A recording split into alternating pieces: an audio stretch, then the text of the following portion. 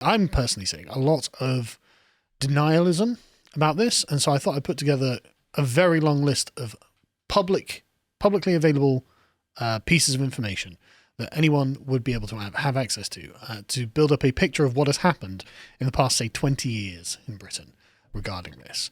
I'll start about 2009, where you can see here in The Guardian, the English Defence League is stirring up trouble in the streets.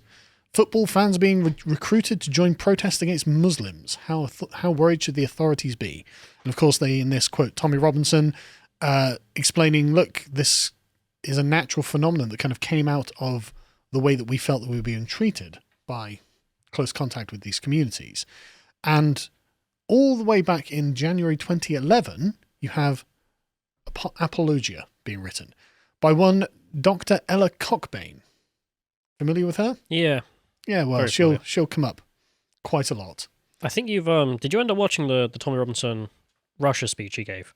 Yeah, it was a while ago I gave it. There's a couple of things missing from this period, just to add context, which is there's actually a quote from Tommy, I think it's like 2007 or something, really early in his career, where he's asked by the Times, why have you set up the EDL? Yeah. And one of the quotes from him is because of the pimping and grooming going on in towns across the country. Yeah. Pimping and grooming. Yeah. This was ignored, obviously. Yeah. And then in 2010, so just before this article here, I believe, is when Andrew Norfolk at the Times, the newspaper that interviewed Tommy, is like, hang on a minute, I've uncovered a grooming scandal. Yeah. And he's credited with the founding and why he's given all the journalistic, you know, but that's awards. why I started with Tommy. Because, sure, but that bit's missing because Andrew Norfolk is the one who's celebrated in the mainstream constantly. Good point. And it's weird. Yeah. Anyway, the important part from Helen Brayley and Ellacockbean's defence here is they say that the comments follow claims of a culture of silence has impeded investigations into a hidden pattern of offending by British Pakistani gangs sexually abusing hundreds of young white girls. All of that's true, apart from the scale. It's not hundreds, it's way more than that. The viewpoint... It's way more than that. The viewpoints of the convictions of 56 men, all but 3 of whom were Asian and mostly from the British Pakistani community, found guilty of offences of on-street grooming. But Brayley and Cockbain, whose 6-month study was cited as evidence, said they are worried that the limited data had been extended to characterise an entire crime type, in particular of race and gender. They challenged claims that the white girls were deliberately sought out by offenders. Though the majority were white, so too were the majority of local inhabitants. It's like, oh, it's just coincidence, bro. Comparing the percentage of white people in the areas... Hang on a minute. She's like, well, per capita? What about per capita of the offenders? We'll get to that very shortly. But as you can see, apparently black and ethnic minority girls are overrepresented amongst the victims as well. Yeah. Very interesting. Never mind that. Everyone's overrepresented in this. Everyone. Amongst the victims and nothing else. And the offenders. What? We'll get to it. Anyway, moving on to the next one. June 2011. As you see, people here worrying that fears overreaction to the damning report of child grooming, which shows 1 in 5 of those accused is Asian. It's like, actually, it's way higher than that when we actually get more detail on it.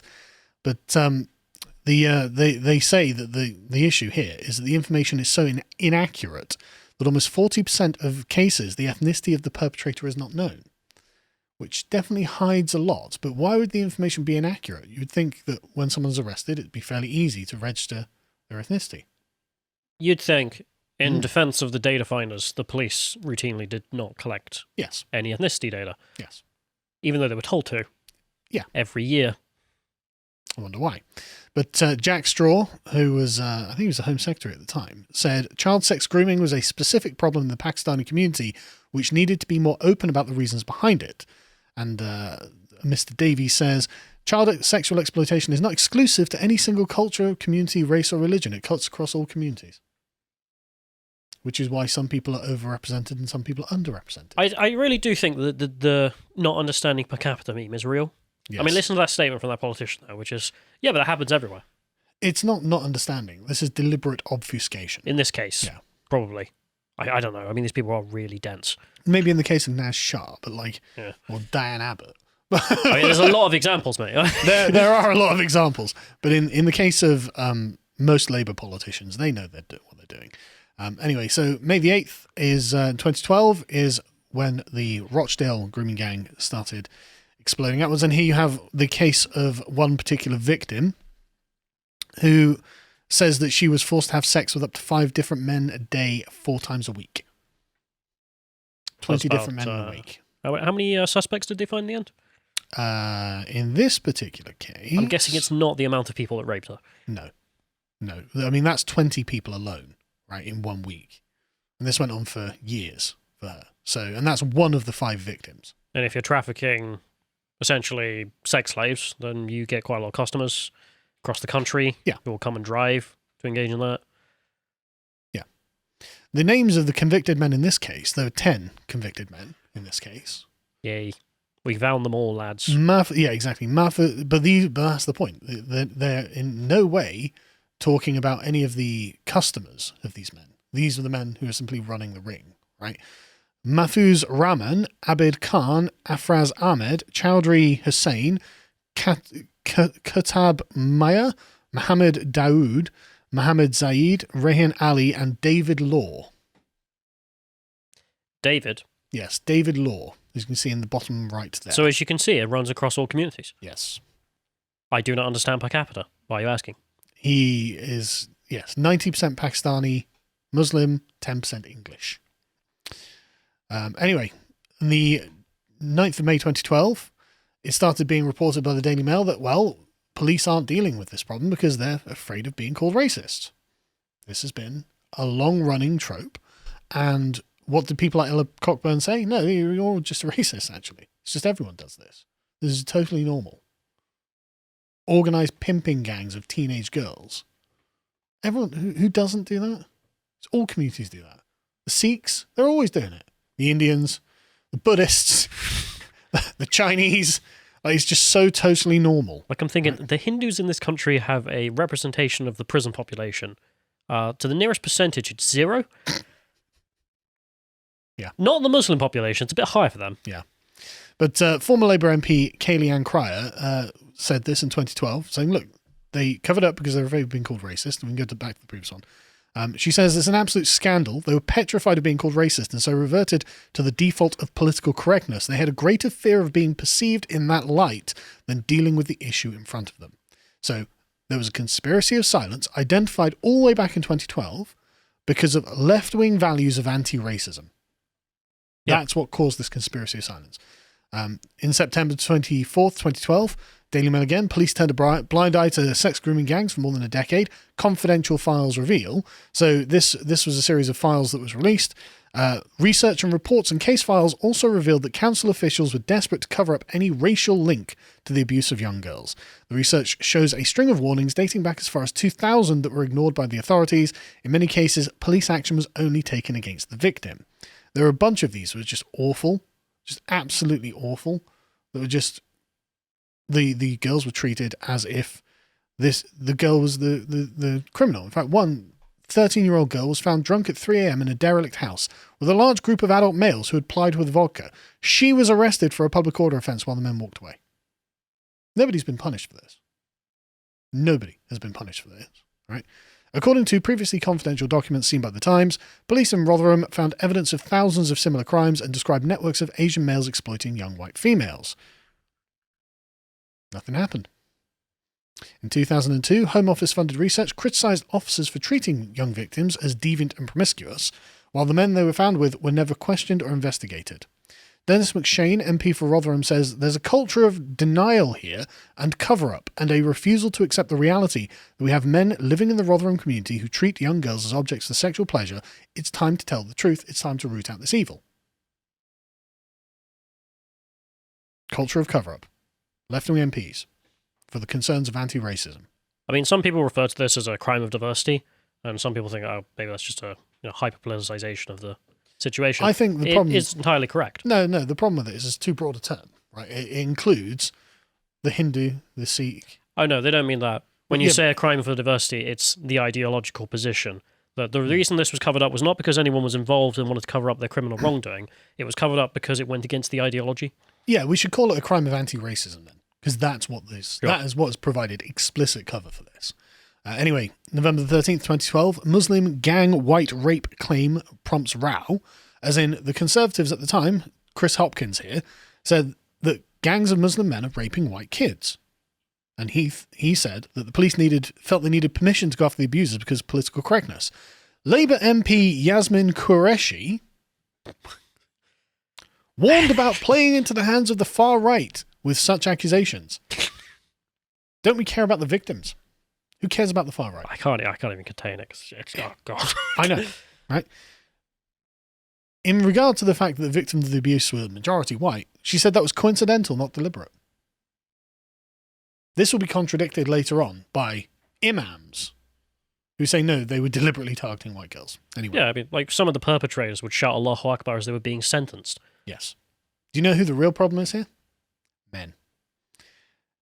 She warned against losing sight of the bigger picture, that the common factors in all cases of abuse and vulnerability were the fact that perpetrators were, quote, nearly all men. Yep, that's really the problem. Yep. Just average innocent men. Do you remember 2012 feminism? This is a men problem. But she does have a good point. It's never the child who has a secure and happy family life. And that is true. They targeted particularly vulnerable girls. Mr. Hopkins said, yes, that's true, but we shouldn't get away from the fact that there were gangs of Muslim men going around raping white kids. Very based on his part. Well, very basic as well, actually. Very true, yeah. Because this is something I just want to pause for a moment. Like, we know about the paedophile elite because of Epstein. Yep. Like, we have one example where we can point to and say, yeah, for sure, there is some network of elite people in the United States. Sure, without getting just to there. Sure. It's that there's some element of the elite in the United States, the elite in the UK, who engage in pedophilic acts. With Epstein, it's far more their trafficking. Coordinated. Similar to how these guys, the men who were arrested for operating it, not the customers, right? But that's one. And okay. Well, there's a reason the judges sealed the files. Yeah, and there probably are more, but that's enough for most of the population in the West now to be like, okay, yeah, there's seriously a problem there. Yeah. And yeah, in the UK, we know of, I don't know, at least 20? More than 20? Yeah. Operators? Yeah. Never mind the number of customers. Yeah. And it's all within one section of life. It's all within a very narrow margin of the local community. Which makes this next one, very interesting. As a pair of Muslim counsellors in Rochdale had to walk back their personal endorsements of one of the Grooming Gang members. Yeah, so this dude was on trial for rape of a child, and these two counsellors... He was convicted as well. Yeah, but this was before he was convicted. He was accused of it, and the two counsellors come out to give character this was out... Yeah, before he was convicted. And then afterwards, after Abdul Qayyem was jailed for 5 years for conspiracy to engage in sexual activity with a child, with eight other men in this thing, Kun Hussein and Zulf Ali had told the jury that he was hardworking and a valued member of the community. Hussein said, I provided the reference in good faith as I had known him for a number of years, and as far as I was aware, he was of good character. He just had no idea. No idea that him and 8 of his mates were running a child trafficking ring. Just didn't know. We went to mosque together constantly, knew each other. Would have seen him driving around the town. Yeah, with his female friends. Yeah, just had no idea. How could this have happened? Anyway, Ellacockbean's back on 28th of March 2013. No. Literally white liberal. What are you doing? Why do you need to do this? She claims that the Asian sex gang predator is a racist myth. Grooming is shown to be a dubious category, she says. So now they're not even grooming. We can't even define what grooming is. What's grooming? Who knows? Certainly not Asians doing or Pakistanis doing it, right? She says the article highlights a fundamental tension in the grooming discourse, showing that claims of a uniquely racial crime threat are ill-founded, but that Asians have been overrepresented relative to the general population among suspected child exploiters identified to date. That's interesting framing, isn't it? Uniquely racial. Who said unique? Who said unique? Because what we've been saying is, as the second half of that sentence, Asians have been overrepresented relative to the general population. Pakistanis. Sorry. No, it's right to call it. Yeah, no, I'm getting annoyed. Because I know in the English language we use Asian to mean like subcontinent of India or something, but it isn't the Japanese. No. So, it's not the Indians. Vanishingly few Tibetans amongst the guilty. Yeah. But this is the point, though. Notice how she has to frame it. Oh, it's claims of a uniquely racial crime threat. Okay, well that's not even a race. But it's not even a race. You're right. It's absolutely not a race. But that what she's identified there is a very, very small number of the people who are saying, look, Muslims are doing it. It's not unique. You know, they've recently found a white grooming gang, an English grooming gang, which is obviously some sort of family, weird, disgusting family, right? And good, hang them. Yeah, like the white group who were engaging in that trafficking there couldn't go to the neighbors and talk about it. No. Because immediately they would call the police or kill them. Yes. So... But the point is, she's identified a very, very small constituency out of the people saying, look, there's no representation of the Pakistanis. Yeah, but these people are saying it's only them. Okay, well, then they're wrong. But of course, that's used to run cover for all of the other accusations that are being made, right? And what I love about this, the article concludes for calling for a shift from the sweeping, ill-founded generalizations. I mean, she just said this. It's founded on my evidence. We've literally found that Asians of Muslims are overrepresented, but these are now ill-founded generalizations driving dominant discourse today. And we want open, level-headed discussions around child exploitation, including but not limited to examining relationships between race and offending. So what we want to do, rather than focus on this particular thing that everyone seems to identify, we'd like to expand it to things that actually may not be relevant and that people haven't identified. Why would you need to do that? Because I need to do dilute the numbers. Well, not just that. Also, I think it's about liberal ideology. I need to make sure that this doesn't appear to be a feature of this particular culture, because remember, all cultures are the same and everyone fundamentally is equal and the same. If that's not the case, then my entire liberal worldview is actually upended there. So I have to run this defense for the grooming gangs in order to maintain liberalism. You know what Ella does for a living? Lie. Live on a university campus. Yeah, I know. She just writes and lives in academia. And she lies. Yeah. She lies a lot. We're going to get into more of her lies in a minute. But there's a reason as to why she's able to keep up her lifestyle. Yeah. Which is that she lives in the academic world, which gets government funding and just lives off this. From the white liberal saying this has got nothing to do with Pakistanis or Islam, to the Pakistani Imam, who says, no, this is absolutely a Pakistani Muslim problem. Yeah, but what does he know? Exactly. What does he know? Surely the white liberal on the university campus knows way more than Dr. Taj Hagi, the Imam of the Oxford Islamic Congregation, who said that race and religion were inextricably linked to the spate of grooming gang rings in which Muslim men have targeted underage white girls. What a bigot. What a far-right racist, right?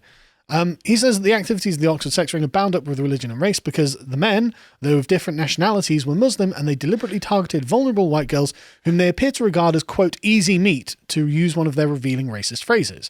This attitude, he thinks, has been promoted by religious leaders. To pretend it's not a problem in the Islamic community is, quote, ideological denial, as he describes it, which I completely agree with.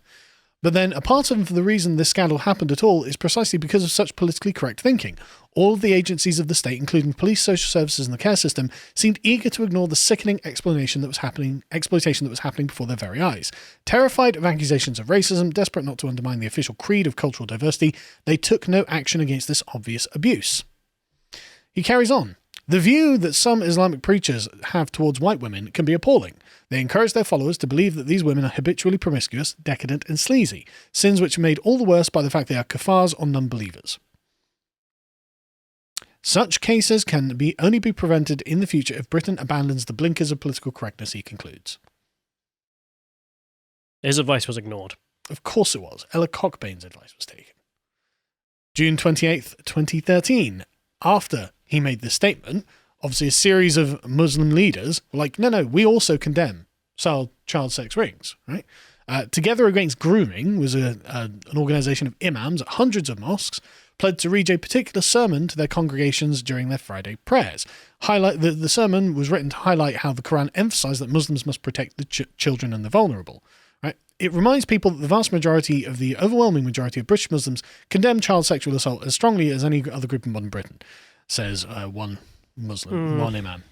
Yeah, you probably do, but what do the overwhelming majority of Islamic scholars in Pakistan think about the age of consent? Well, there was a vote on it about this time. Yes. We were discussing it.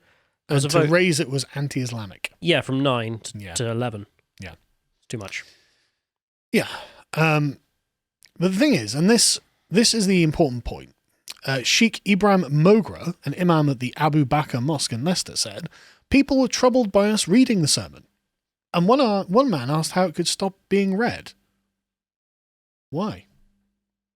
Why would you want them to, well, oh no, they're not, they're telling us that grooming white girls is bad, according to the Quran.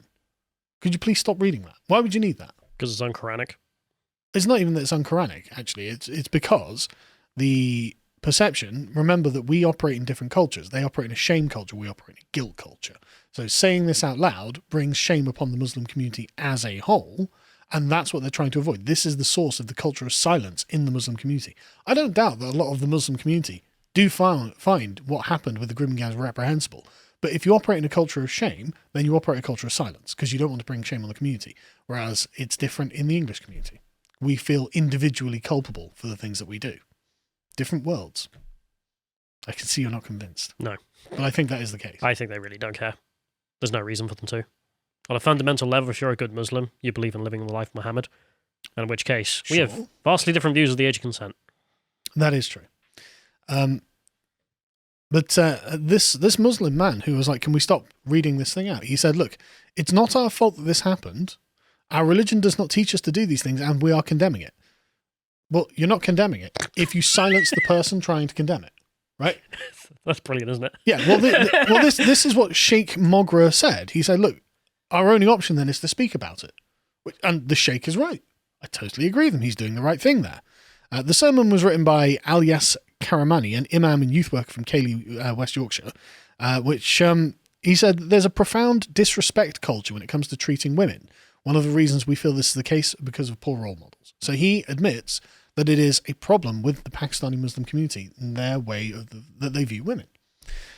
Anyway, moving on, 2013. This is interesting because this is a paper done by the Muslim Women's Network that argued, yes, it's happening to white women, but also it's happening to Muslim women. And we simply don't talk about that. No one ever said it wasn't. That's true. I think we'll go through this in more detail in a different podcast, actually, because there's a lot to it. But the summary of this, of course, is nearly all of the offenders in the cases studied were of Asian background and mainly of the Islamic faith. So it's not that Muslim men won't also do this to Muslim women. It's just the community doesn't want to bring shame on itself, and so essentially silences those women. It's almost like the Labour Party is operating a kind of Islamic honor culture when it comes to anti-racism. We don't bring shame on the Pakistani community. Therefore, the victims have to be silenced for the good of shame to anti-racism. Yeah. Yeah. No, that's actually kind of the way that they're approaching this. But this came out in 2013, and I really want to go through this in another podcast on its own because it's a fascinating document that is genuinely kind of harrowing. Anyway, so December 20th, 2013, Daily Mail reports police ignored victims of the Rochdale Grooming Gang because they're from council estates. This is, of course, another one of those issues. The victims who were being groomed were not middle-class children. They were working-class children or, chav, underclass children who nobody particularly cared about. So the MP for Rochdale, Simon Daszak, warned that class snobbery by police against young girls from council estates allowed these gangs to flourish, which they doubtless did. So I spoke to Katie Hopkins once about this, and for any problems you have with her, she's very good at understanding. I don't have any problems with it. No, I mean in general. Yeah. Like, she is very good at understanding how media affects the Conservative Party, people with power. Mm-hmm. And the one thing she said to someone who was talking to her about this, like, you've got to stop saying it's working class girls who are the victims.